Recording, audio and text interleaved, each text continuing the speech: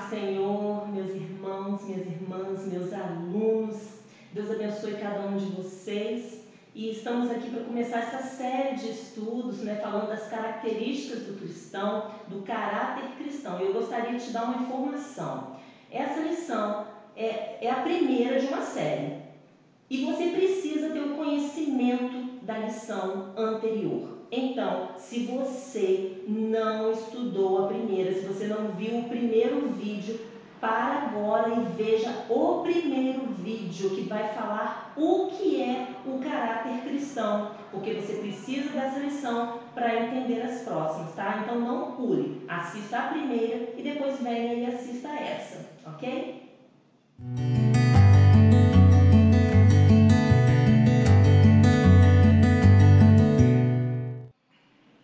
Então nós vamos começar falando das características do caráter cristão, Você já sabe o que é. A primeira que nós vamos falar é amoroso. O que é ser amoroso? É uma das maiores características que o cristão pode ter. O Senhor Jesus era e é amoroso, tanto que Ele provou esse grande amor para conosco, morrendo na cruz por nós. Então, eu gostaria que você abrisse a sua Bíblia nesse momento em um texto muito importante, que está lá em João, capítulo 13, e nós vamos ler o 34 e o 35 somente. João 13, 34 e 35, que diz assim: Por isso, agora eu lhes dou um novo mandamento: amem uns aos outros. Assim como eu os amei, vocês devem amar uns aos outros. Seu amor uns pelos outros provará ao mundo que são meus discípulos. Você quer provar para o mundo que você é discípulo de Jesus? Você tem que amar o seu próximo. Você tem que amar o seu irmão. Se você não ama o seu irmão, você está provando o contrário, de que você não é discípulo do Senhor Jesus. Esse texto tem que estar claro na sua mente, tem que estar claro na minha mente. Se eu quero que o mundo entenda que eu sou discípula do Senhor Jesus, eu tenho que te amar. Você tem que me amar. Então, grave esse texto aí, marque na sua Bíblia e deixe ele sempre fresquinho na sua memória. Agora eu gostaria que você lesse um texto muito importante comigo. Esse texto está lá em 1 Coríntios, capítulo 13. Essa carta é importantíssima. E talvez você pense assim: Edma, mas essa carta foi escrita para a igreja de Corinto. Não.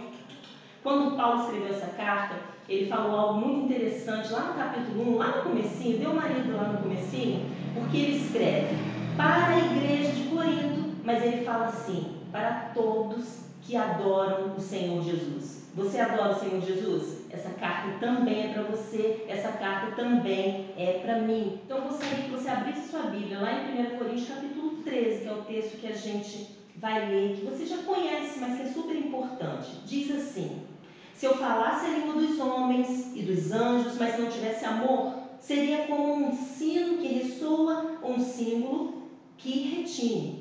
Se eu tivesse o dom de profecia, se entendesse todos os mistérios de Deus e tivesse todo o conhecimento, e se tivesse uma fé que me permitisse mover montanhas, mas não tivesse amor, de nada seria. Se desse tudo que tenho aos pobres e entregasse meu corpo para ser queimado e não tivesse amor, de nada adiantaria. O amor é paciente, é bondoso, o amor não é ciumento, nem presunçoso, não é orgulhoso, nem grosseiro, não exige que as coisas sejam à sua maneira, não é irritável nem rancoroso, não se alegra com a injustiça, mas sim com a verdade.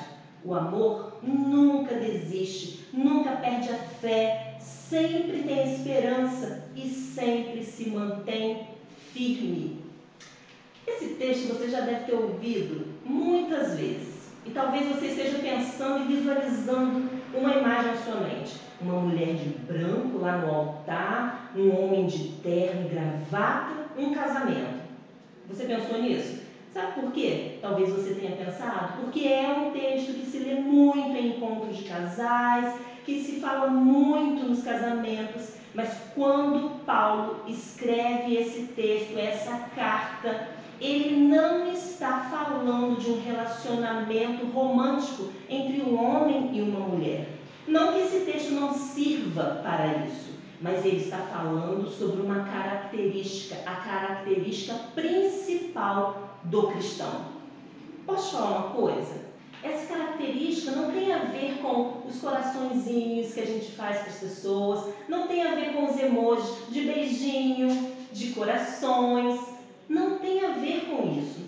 Deixa eu te falar e te perguntar na realidade uma coisa. Quantas mensagens você mandou hoje pelo seu celular para as pessoas, para os amigos, para a colega, para parente?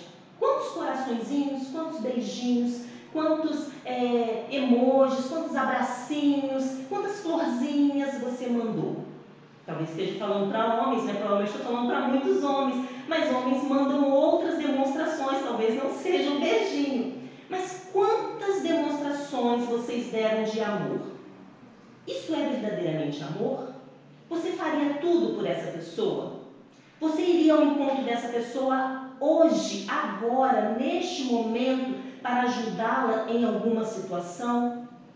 Quando Paulo fala nesse texto que o amor é paciente, o amor é benigno, o amor não arde em ciúmes. Apesar de a gente falar de ciúmes, não estamos falando de um relacionamento amoroso, estamos falando de uma igreja.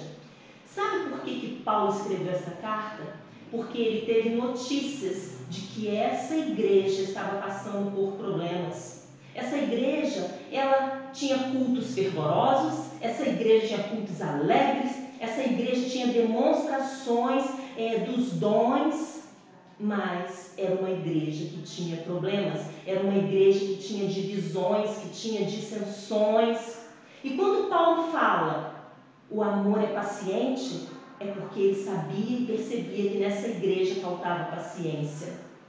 O amor é bondoso, é porque sabia que nessa igreja estava faltando o ser bom, o ser misericordioso. O amor não arde em ciúmes, é porque havia ciúmes entre as lideranças, entre as pessoas. Esse texto é importantíssimo para nós hoje. Sabe por quê? Eu deveria ler esse texto, você deveria ler esse texto falando assim: eu sou paciente, eu sou benigno, eu sou amoroso, eu não ardo em ciúmes, eu me alegro com a verdade, não me alegro com a injustiça. Você pode dizer isso hoje? Será que eu posso dizer isso? Porque o amor que vem de Deus, o amor que a gente fala, que a gente lê aqui na Bíblia, não tem nada a ver com o que eu estou sentindo, mas sim com o que eu estou fazendo. Olha só as palavras que se fala aqui: paciência, bondade, se alegrar com a verdade, não ter ciúme, não ter partidarismo, não ter brigas, não ter dissensões. Isso tem a ver com o sentir somente? Não, isso tem a ver com o agir.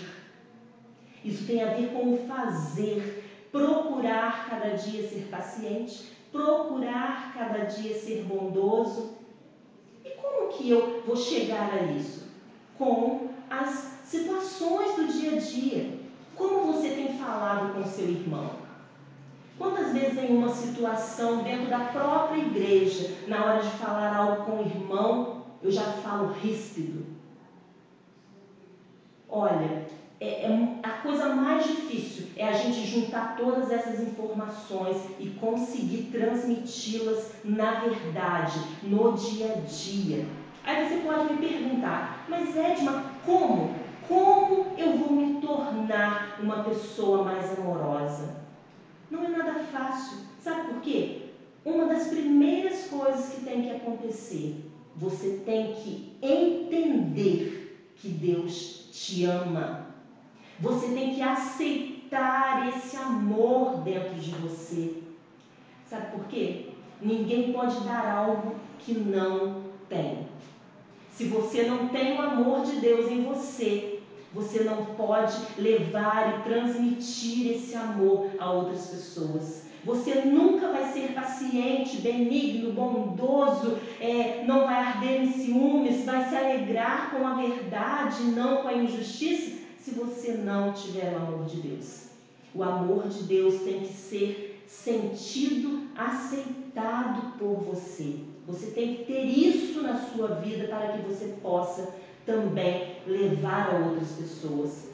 Outra forma de você ser uma pessoa mais amorosa é você no dia a dia, né? É você percebendo as situações. Eu acabei de falar, você tem que falar amorosamente com o seu irmão ou com outra pessoa que nem faz parte do seu grupo de amizade.